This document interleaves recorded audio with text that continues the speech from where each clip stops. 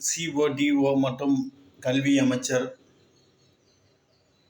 உயர்கல்வி அமைச்சர் எல்லாத்துக்கும் ஒரு புகாராக, வேண்டுகோளாக, ஒரு கோரிக்கை இல்லாட்டா ஒரு விழிப்புணர்வாக இதை சொல்கிறேன். அதாவது இன்ஜினியரிங் காலேஜில் சில காலேஜுகள் ஆர்ட்ஸ் காலேஜி கொடுக்குற கல்விக்கு கொடுக்க மரியாதையே பண்ணுறதில்ல.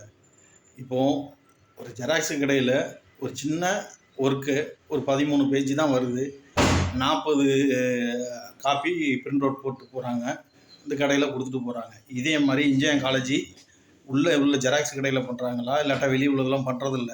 1,00,000 ரூபா 80,000 ரூபா ஃபீஸ் வாங்குறவங்க ஒழுங்காக கல்விக்கான மரியாதை கொடுக்கறதில்ல.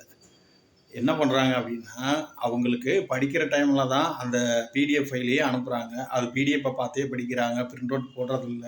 எக்ஸாம் அன்னைக்கும் செமஸ்டர் அன்னைக்கும் செல்லை பார்த்துட்டு அரசு பேருந்துள்ள படித்தவங்களாம் இந்த பஸ்ஸில் வராங்களே, கல்வியை அவமதிக்கிற மாதிரி செயல்படுறவங்க எந்த குற்ற உணர்வுமே இல்லாமல் அளவுக்கு சில தனியார் கல்லூரிகள், தனியார் பொறியியல் கல்லூரிகள் செயல்படுகிறதுனா, அதுவும் குறிப்பாக வண்ணார்பேட்டையில் இருக்கக்கூடிய தனியார் கல்லூரி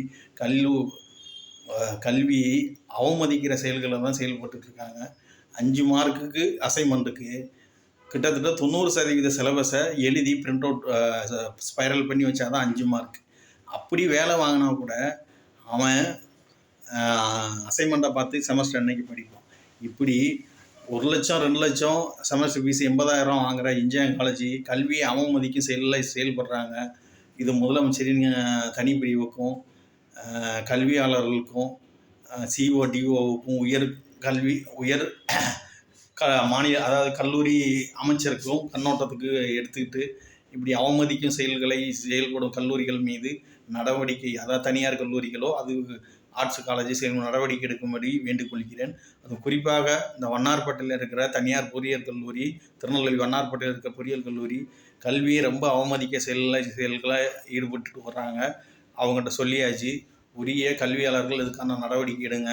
எங்களால் அவங்க பண்ணுற கல்வியை அவமதிக்கிறத பொறுக்க முடியல, சகிக்க முடியல. நன்றி, வணக்கம்.